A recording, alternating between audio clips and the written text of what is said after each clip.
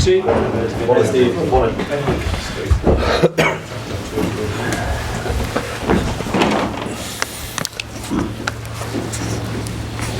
2-6. 2-6. Yeah, no worries.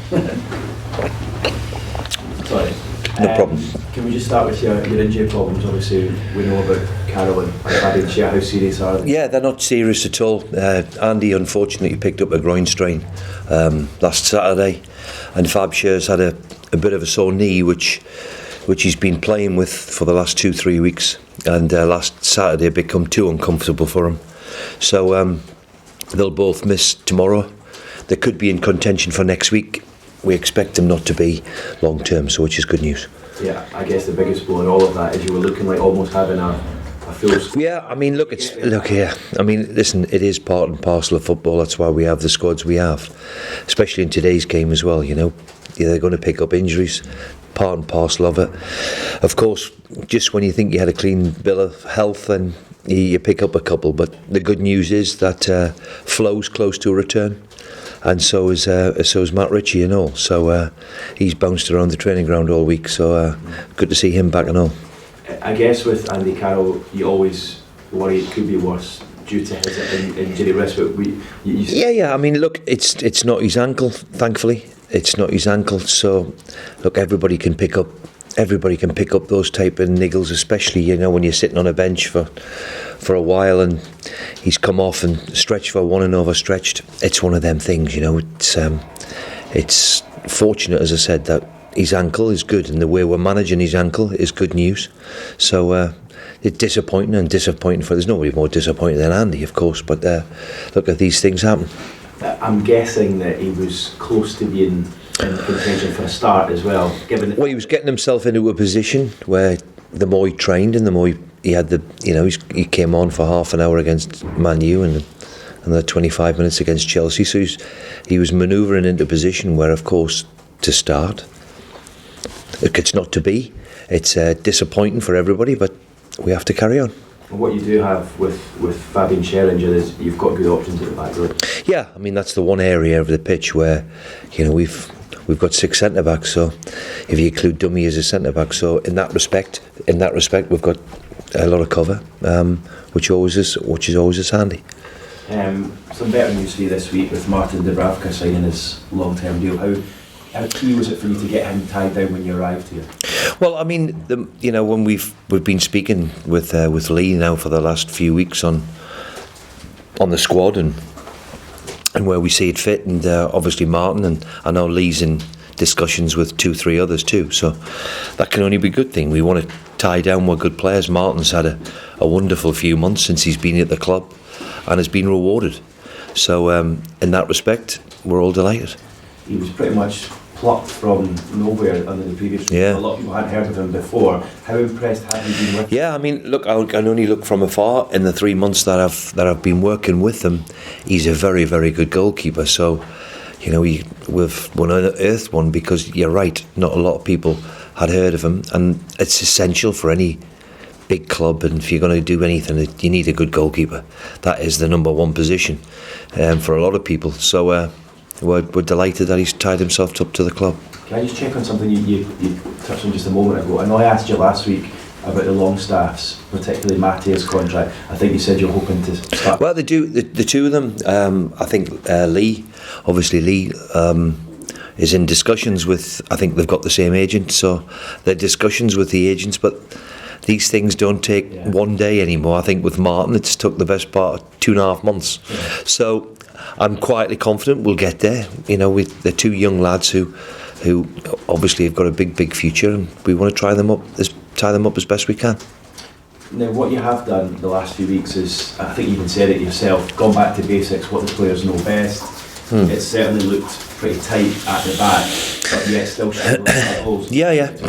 Between them. Yeah, that is the concern. Although we have played 5 of the top 6, and if you include Leicester in there, we've played them as well. So it's never going to be easy in that respect.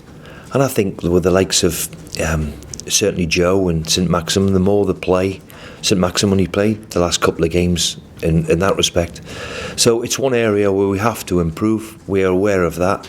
However, what we can do is keep working on the training ground, and it is the hardest part of the game. And hope. We think we've got enough firepower up there. We need to start showing that and scoring more, because that is the one area where we need to do better. So that's what we've been working on all week and continue to do so. But it's easy on the training ground. Not so easy on a Saturday. Do you worry at all about Joe Litton in terms of, he obviously brings a lot to the team, but do you worry about his confidence the longer it goes on? No, I mean, he's only young. He was only 23 a month ago, so he needs time to settle. And how many times do you see it?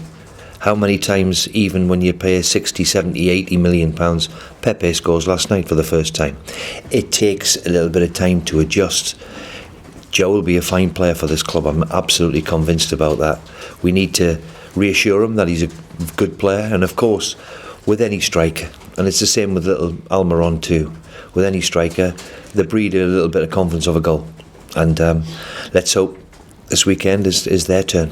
So are you confident then that their spirits are still up despite? Yeah, well, they certainly look at in training and the way they go about their work, and as I said, I'm quietly confident that they'll manage to turn around the decent performances that they're putting in, topping it off by scoring a goal.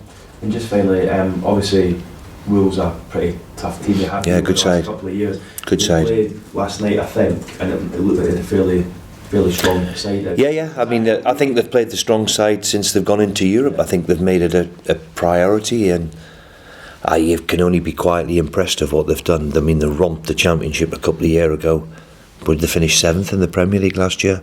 Is a wonderful return. And the one thing they have got is they've got good players. They've got good players and played in a certain system, a bit similar to ours, and but do it very, very well. So they're a threat. They're a good side. I think they've already played 17, 18 games this year and only lost a few of those. So they're a good side. Cheers, Steve. Thanks. Cheers. Can you take advantage of that? Some teams have had a bit of a European hangover after these sort of midweek away games. Well, I think that's always a difficulty of it. We experienced it a few years ago at Hull. It is mightily difficult to get that mindset of playing Thursday, because always you play on a Sunday. So the big teams who are used to playing repeatedly in Europe, they become accustomed to it, but it can be difficult. I hope we can benefit from it. Let's hope they're really tired and bruised and battered, and the plane's been delayed 5 hours. But look, I think they're a very, very good side. So if they hopefully are a bit fatigued, then hopefully we can take advantage of it. One thing about Wolves and what managers instilled in them, they don't seem to fear anybody, do they? No, they were excellent, arguably as good a Championship team as I've ever seen. I mean, they had 3 or 4 players who were, shouldn't be playing in the Championship back in a couple of years ago. So they've done remarkably well in a short period of time. And of course, I think they finished 7th in the Premier League last year and continued it on this year. Qualified for Europe. So they're a very good side with very, very good players. It may be something the fans look at more than you do, but being in the bottom 3, is there a psychological factor? Well, nobody wants to be there, but I was always aware that the start we had was going to be difficult. As I said, playing 5 out of the top 6, and if you put Leicester in there as well, then it has been a difficult start in that respect. So I think 3 points separates 10, 11 teams. So let's hope we can go and now start by getting a victory this weekend and pushing ourselves up the other end of the table. But these are the sort of home games that I suppose fans are... Well, they're all crucial. I mean, look, it's accumulation of points. I always think it's accumulation of points, but we're at home against a very decent Wolves side. But we're capable. We know that. We've got to play at our best again to win. That's for sure. But we're quietly confident that we can do it. January is fast looming, and we've seen obviously with Andy having a new problem, and then that kind of leaves you up quite short up front again. I mean, is that... Well, now we've got Dwight Gale. We've got Dwight Gale back. So I've always liked Dwight Gale. I've always thought he's been a very, very good player. As I said many times, I've tried to buy him 3 times, I think, and never been able to do it. So in that respect, look, everybody picks up injuries. It's part and parcel. But the one thing you can't do is just keep collecting players. So we look at January, and and see what we need then. But as I've said repeatedly, January is a difficult month. So let's concentrate on what we've got and what we can do with the squad at the minute, and see what we can do in January.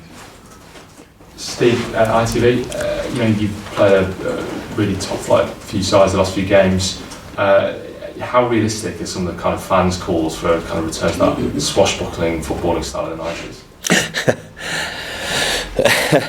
Well, look, I mean, the swashbuckling team of the 90s was a wonderfully gifted team, and you have to have certain individuals to play that way. So I don't think we'll be quite that just yet. That might be the aim, of course. You've got to keep aiming that high, I suppose. But they were a great side and a great side to watch. But I don't think we'll be returning to that very shortly. That's for sure. Okay. Thanks, Steve. Thank you. Good luck. Cheers. Thanks. Is that there's no other injuries, no? Just those two, yeah.